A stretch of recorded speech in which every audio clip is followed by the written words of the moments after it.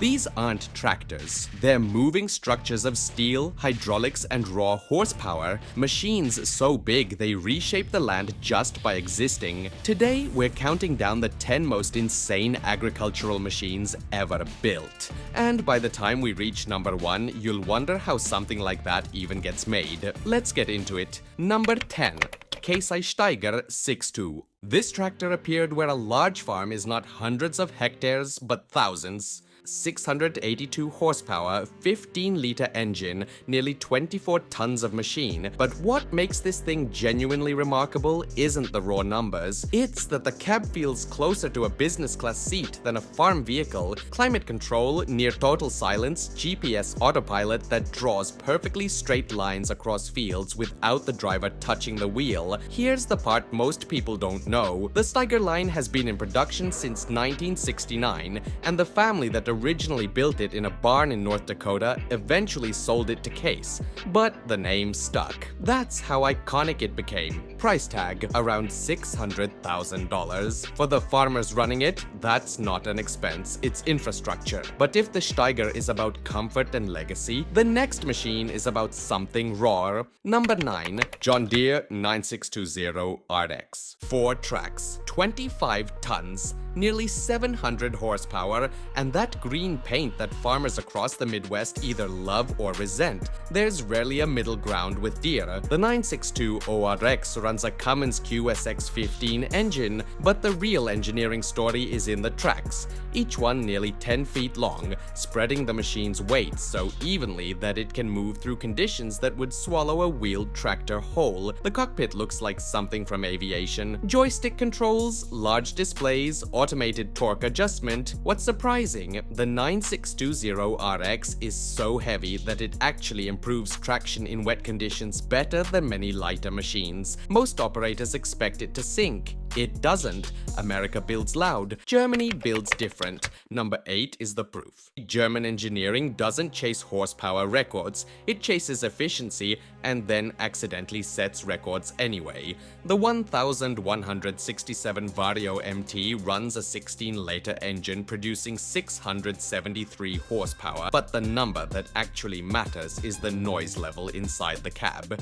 68 decibels. That's quieter than most passenger cars on the highway. You're operating one of the most powerful farm machines in the world, and it sounds like a quiet office. The Vario drive system distributes power between tracks automatically, eliminating wheel slip without the driver doing anything. The detail that surprises people: Fendt engineers spent significant development time specifically on soil compaction, engineering the track system to protect the ground underneath. In Europe, where soil health regulations are strict, that's not a luxury, it's a requirement. Fendt protects the ground it works on. The next machine was built for ground that fights back. Number 7. Challenger MT 875. This one has roots that go back to Caterpillar, the same company that builds the machines that dig mines and move mountains. 18-liter Mercedes-Benz engine, 646 horsepower, nearly 27 tons. The Challenger MT 875E was built for terrain that breaks ordinary equipment.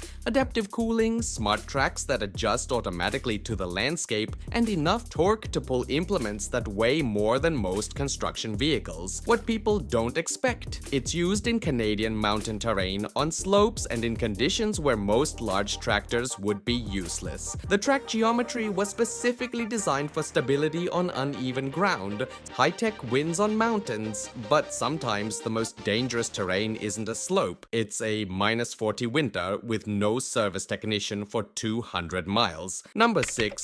Versatile 610 DT. Everything up to this point has been about technology. The Versatile is about something different: survival. It's Canadian built and it runs a 15-liter Cummins X15, the same engine block used in long-haul mining haulers. 650 horsepower, minimal electronics, maximum mechanical reliability. That last part is intentional. The Versatile was designed so a farmer can fix it themselves in the field without a diagnostic diagnostic laptop and without waiting 3 days for a service technician. The fact worth knowing, some units have been operating continuously for over 25 years in minus 40-degree prairie winters and scorching summer heat. The design hasn't changed much because it hasn't needed to. Not the prettiest machine on this list, arguably the most dependable. Number 5.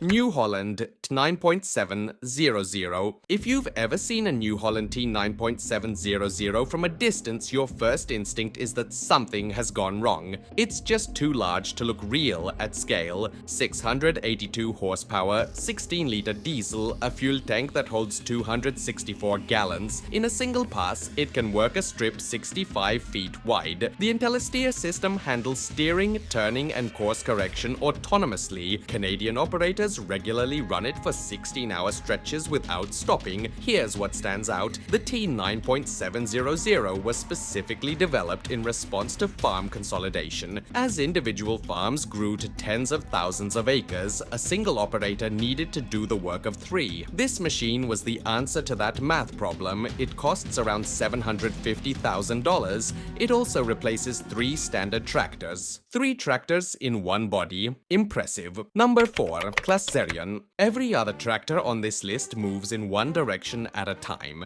The Zerion does something no other tractor does. Press a button and the cab rotates 180 degrees. Front becomes back. The operator faces the implement instead of driving away from it, which, for precision work, changes everything. 530 horsepower from a 12-liter Mercedes-Benz engine, 31 tons, nearly 13 feet tall. The hydraulic system can run multiple implements simultaneously. What most people don't realize, the Zerion isn't just used on farms. It's deployed in construction, energy infrastructure work, and, in some configurations, military logistics. The rotating cab was originally conceived not for convenience, but for safety in tight working environments. Operators who've run it for a season say the same thing. Going back to a fixed cab feels like a step backward. Number 3. Big Bud 450. We're in the top 3. And from here, the machines stop looking like farm equipment and start looking like something else entirely. The Big Bud 450 was hand-built in the 1980s in Havre, Montana, a town of about 10,000 people, by a small team that decided American fields needed something that didn't exist yet. 16-cylinder Detroit diesel engine, around 35 tons, wheels that stand nearly as tall as 2 grown men stacked, width of 23 feet. It was built for the enormous grain fields of the northern plains, where ordinary tractors couldn't keep pace with the acreage, one machine doing the work of an entire fleet. The detail that defines it, the Big Bud 450 was never a product from a major corporation. It was built by hand in small numbers by people who needed it to work and couldn't afford for it not to. That's why it still runs. Number 1. Big Bud 747, same family, different scale entirely. The Big Bud 747 was built in the late 1970s and still holds the official record, the most powerful production tractor ever manufactured, 45 tons. 27 feet long, 1,100 horsepower. It can pull plows up to 100 feet wide and cover 200 acres in a single day. A number that entire farms don't reach in a season with conventional equipment. The engineering detail that made it possible, an independent torque distribution system for each wheel built at a time when that kind of precision was almost unheard of in agricultural machinery. On uneven or waterlogged ground, it maintains traction where everything else loses it. It has appeared at farm shows across America for decades. Every time people who've worked with heavy machinery, their whole lives stop and stare. That says something. This is why this tractor is an absolute record holder and an unrivaled pinnacle of engineering. As a result, I can only say one thing, from Montana workshops to German engineering labs. What this list shows is that there's no single way to build something extraordinary. Some of these machines win on raw power, some on precision, some just refuse to break. Drop a comment.